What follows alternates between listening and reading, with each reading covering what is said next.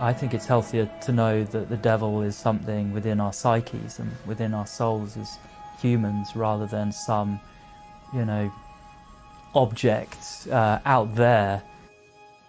I think people who are in touch with the state of the world right now recognize that we're basically all skating on thin ice. There is a profound sense of uncertainty and potentially looming danger of catastrophic proportions. And it takes a lot of courage to face that. We can't simply be sure we can be bringing in some technological fix or rational solution to the situation.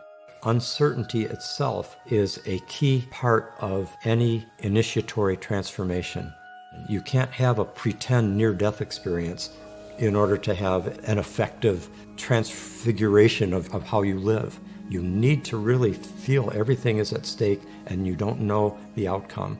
And if we can have the courage to face that and to go through this dark night of the soul in some sense, and to bring all our wits and heart and imagination and bravery together to engage this great threshold, I think that's the key to our future. If anybody's paying attention, they're traumatized in some way. And psychedelics can help us deal with those fears and still look positively at what we can do to contribute to make them better. So it's a lot of the astronauts who've looked back at the Earth from space and realized that it's a single organism, that there are no clear country boundaries, that we're all in this together, we're all part of this 14 billion years of evolution, have been spiritualized. When people grasp the sense of the whole, that has profound political implications. And it's a lot cheaper to give somebody a psychedelic than shoot them up to the moon. The power of psychedelics to profoundly change people is remarkable. The information that was delivered to me in those experiences has pretty much formed the rest of my life since then. The depression was gone, never came back. I became a different person who was able to enjoy life, who learned how to laugh, who was nicer to my children and my grandchildren. The substance, which was a psychedelic, helped me so much that I dedicated the rest of my life to make it available to everyone who suffers. I now have completely 180 degrees modified my viewpoint to understand that we are spiritual beings performing and acting and learning in physical bodies. And it is through the power of some of the psychedelics and through some of the ideas of Stan and the people that he has brought together with him that this new opening has happened in my life as well as in the lives of thousands and millions of people. And now ever since that, anytime when things like this happen, of course they happen again and again, I remember what Stan told me. You're ready. Face it. Your psyche will not give you any task that you cannot tackle. Regardless of the method, it's the state one finds themselves in that matters, awake and joyful in the heartfelt knowledge of being part of something greater. It's only fitting that Stan experienced his own rebirth after Christina's passing. For years, he had suffered from debilitating back pain and nerve sensitivity in his legs. But a higher than normal dose of medical marijuana launched a process that freed him from that pain. And I had the feeling that I was dying, and I saw all the people who died before me, Angie Arian, Christina, Sasha Shalgin, and Hans-Rudi Giger. So I had the feeling this is like end of an era, and I was joining. And then there was that sense like, no, you're not ready yet, and sort of you go back, you have more work to do. And I went for about a month into a lot of non-ordinary states of consciousness. Spontaneous chanting was coming. A significant part of it was about whales. During this period, Brigitte, one of Stan's first students and dearly loved by him, reached out. During the first phone call where we reconnected, she told me that she was about to go for a trip where it is possible to actually meet the whales and swim with the dolphins. That was an amazing experience.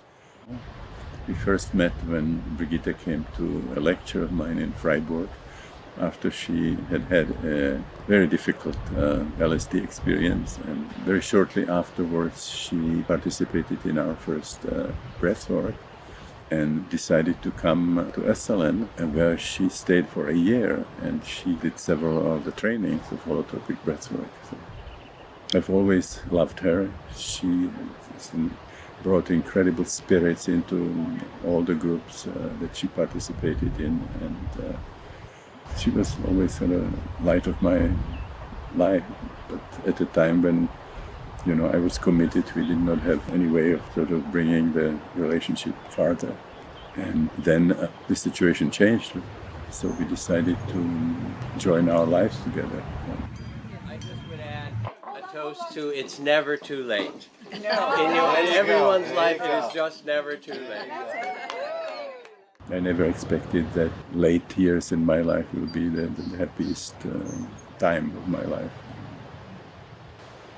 I've just always loved him, and I feel very blessed that we can be together. It's a dream come true.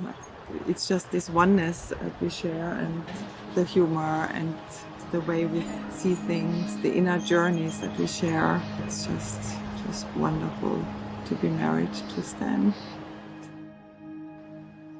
And just as Stan and Brigitte's paths circled back to Esselen, where they now teach together, so has my journey returned me to a familiar sense of peace. What began as a quest to reconnect with my teachers has evolved into a deeper understanding of what it is to be human. I followed the path that Stan forged and explored the darkness and the light, finding beauty in both. The tantric imagery that drew me to Stan now makes up a daily practice that not just maintains, but grows the sense of connection I've found through my psychedelic work. What I find amazing is the parallel between what happens to one's brain on psychedelics and what is experienced in tantric meditation. I learned so much from Stan. The techniques he developed and the spiritual grounding he provided for them hold such promise for these challenging times. May we follow his example and begin our own journeys of discovery.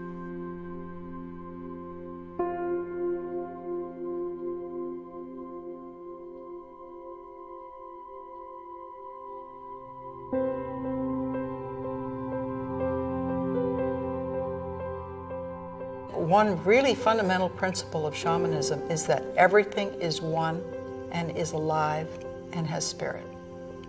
It was indeed this other reality that could be accessed in different ways. And like Stan, I've come to that conclusion that is ontologically real. The energies that people liberate in themselves is just so beautiful to see. I mean, we just live up to, I don't know how little of our potential in normal everyday life. And so seeing people becoming alive, including myself, and awakening is just beautiful. Bringing about any change in our way of being in the world is having some access to these deep layers. And one of the ways used by all traditions is sound. Those moments that may be so tragic or so joyful, so ecstatic, that reside in the collective, maybe reside in the collective unconscious, they live again through us in these non-ordinary states. And again, the practice of working with the transits, of understanding them through an astrological lens, can provide a map to see each one of those experiences through history and then how it comes to bear on our own personal experience. A new concept, a new paradigm from the ground up. What the universe is, who we are, and where we are going. These are, to me, were the key questions. And they have basically, it has to be an integrative answer Or if you don't find it, then it's our fault, because the universe doesn't work on little bits and pieces. It works as a whole. It's not like a side effect of these drugs, you see. Like you say, well, they have these religious experiences, because then the spiritual dimension is the core dimension. It's the core dimension. It's not an add-on that you can take or leave. And that changes everything. People who do some responsible systematic work with these powerful experiential methods, from some intense spiritual practice to psychedelics, they tend to develop independently a certain kind of worldview that they share. It's the Buckminster Fuller idea, we are on a spaceship, we are all in it together, and what some of us do will influence the others. There's no way of isolating that. I have seen that powerful transformation happening in individuals. Now, whether this is possible on a large scale and whether we have enough time, that's a different story.